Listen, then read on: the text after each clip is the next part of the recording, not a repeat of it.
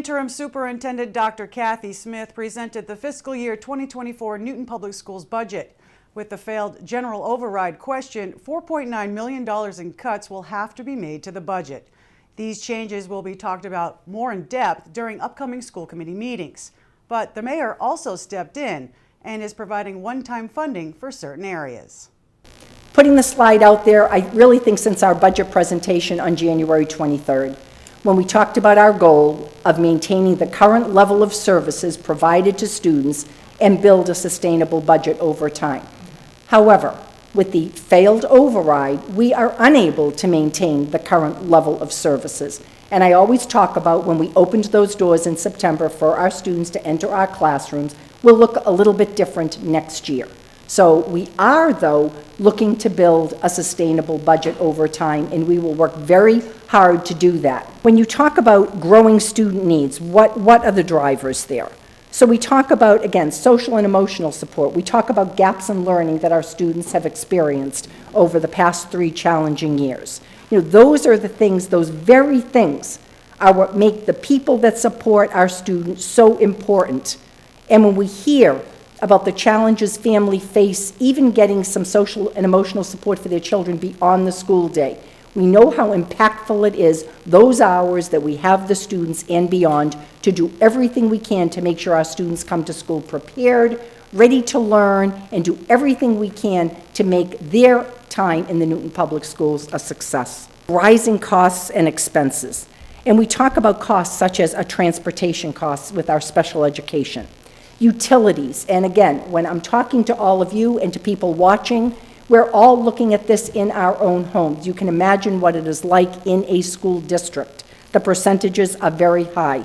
Inflation, health insurance, all these factors to continue to go up. When you hear us talk about, and we are pleased right now with a 3.73% increase this year, but when you look at these rising costs, it is outgrowing that increase, hence some of the decisions that we have to make. The use of one-time funds, and it's interesting, all of us can think back right now. Today is the 29th of March. You put yourself back, is it 3 years ago? I'm losing track. So 3 years ago at this time, every community, we shut down. We didn't know what our funding would be. We couldn't count on the things we could count on to prepare a budget at that time that was a few months away.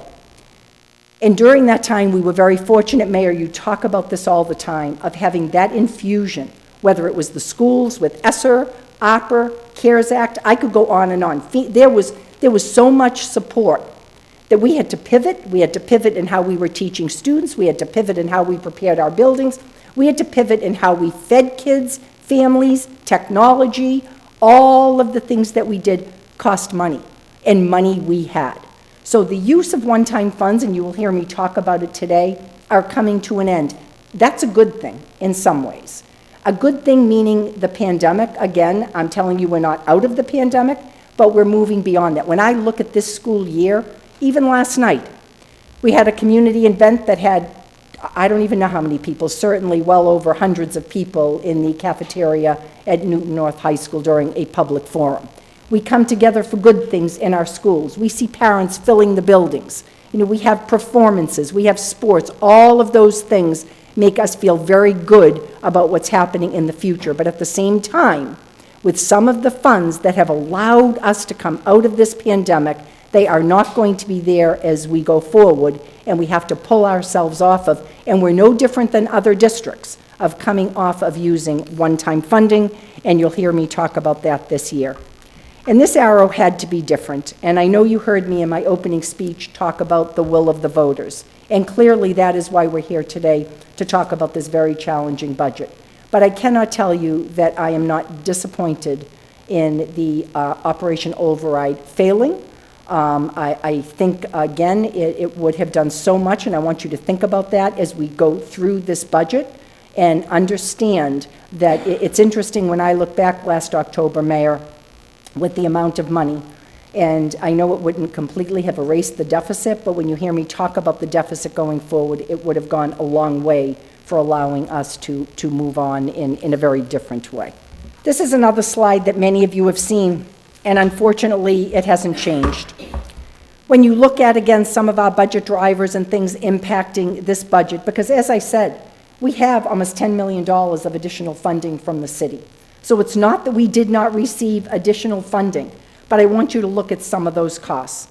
I already talked about the use of one-time funds, and I called out the CARES Act, the ARPA funding, which are city funds, our ESSER 1, 2, and 3, which really is coming to a close we'll finish up using ESSER 3 in FY24, which funds some of our positions, some of our initiatives. It will be expiring. It's also something we will have to take into account in planning the FY25 budget. Our carry-forward reliance on FY23 was $4.6 million. Some of that money that we had in our school budget, some of this was one-time funding from the city to actually get you through what was a very difficult budget season last year. And this year, and this is not a way to have a budget. You don't in January, and unfortunately it hasn't just been in Newton for me.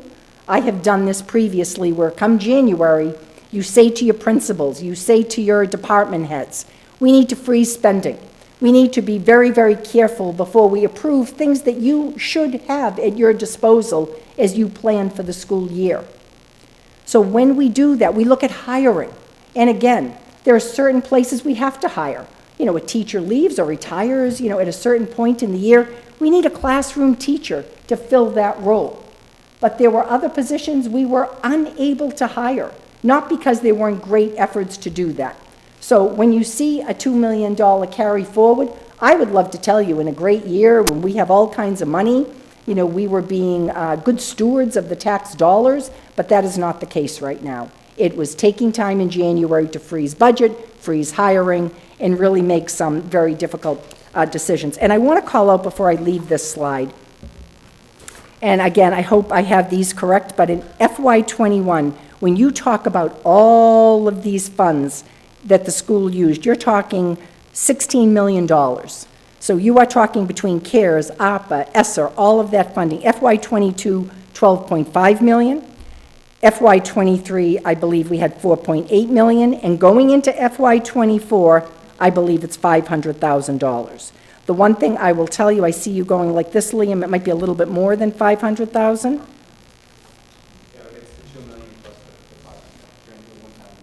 Yes, yeah, but I'm, again, talking about kind of the grant funding. The other thing I will remind everybody that in the opera funding, the mayor has committed to $2 million, which we do have a few years to be able to spend to put towards our new reading curriculum that we are presently in pilots and in a research program to see what is the best fit, you know, for our district. Next slide, please. So the failed operational override. The $4.5 million additional funding is not available. I know this is etched in every one of our minds at this point in our operating budget. It is in mine.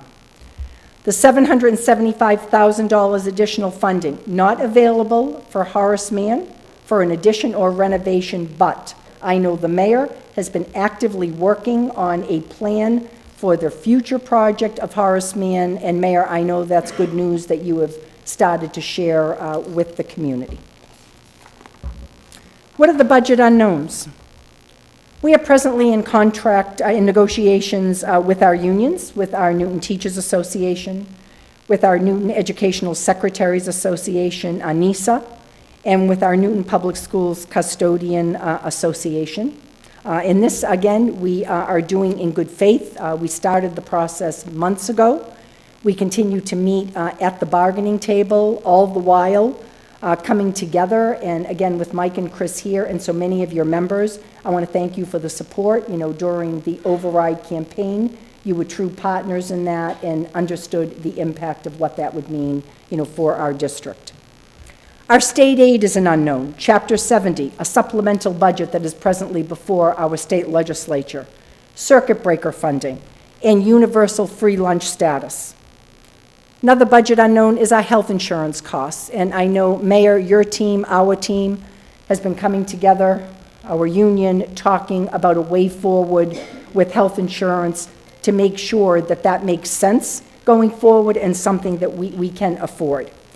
And our enrollment-based needs. So we continue to watch as you have a tight budget.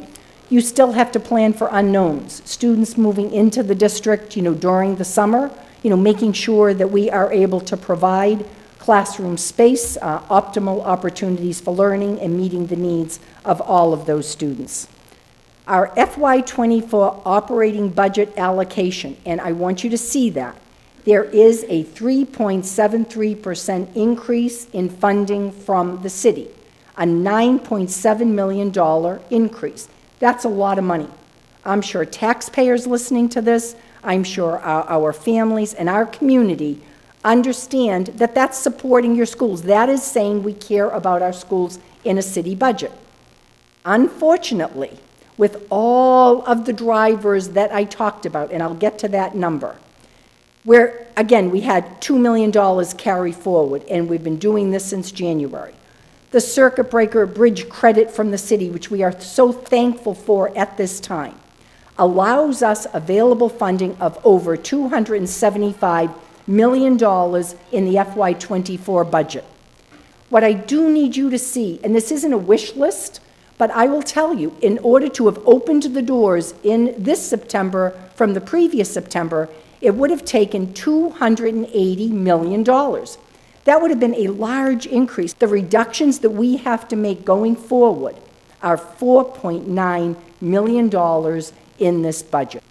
So some of the major changes at the elementary education level: staffing levels adjusted to match our enrollment. We continue to hear about our enrollment decreases, and again, I want to say it's not just in the Newton Public Schools. We are experiencing this not only throughout the Commonwealth, really throughout the country. So people are experiencing, with our students coming through the schools, a decrease in our student population. Maximum class sizes will be increased in grades 3 to 5 to up to 28 students.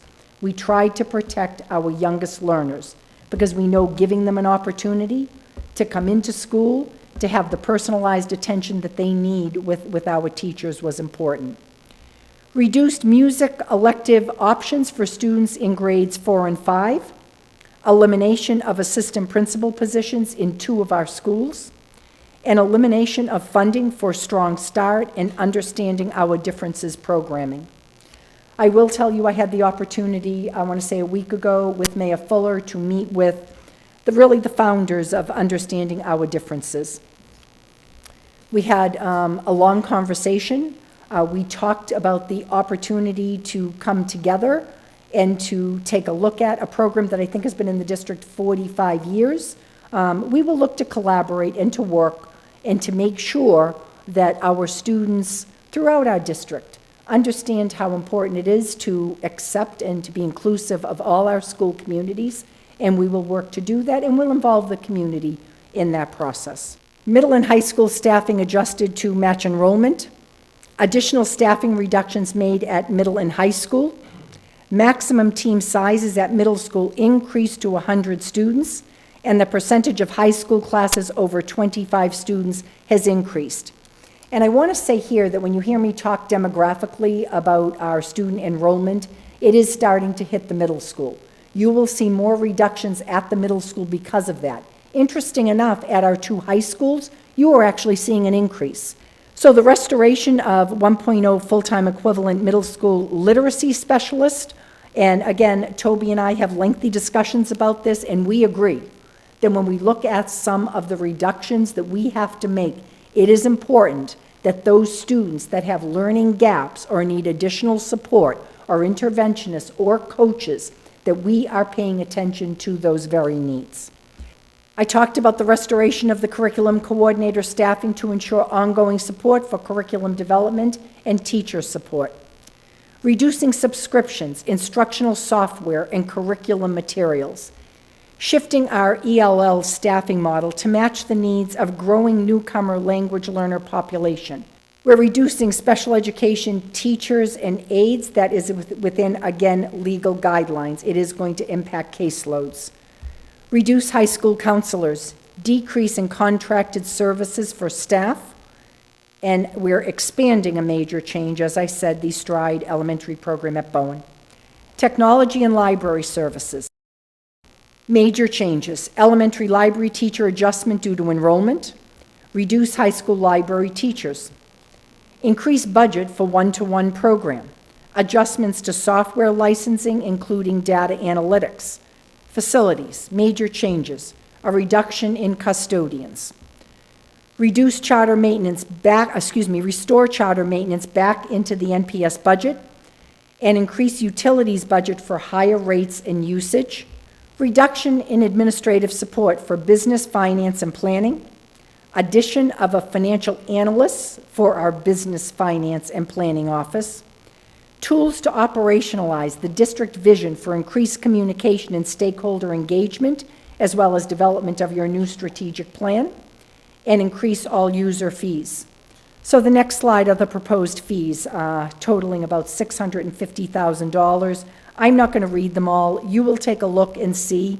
I think it's important that what you have heard today is an overview, just an overview. It is important that you watch the process.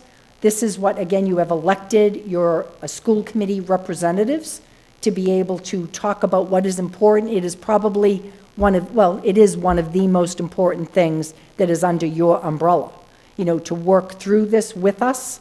And I look forward to meeting and hearing from the very people that are stewards of what happens to our school district.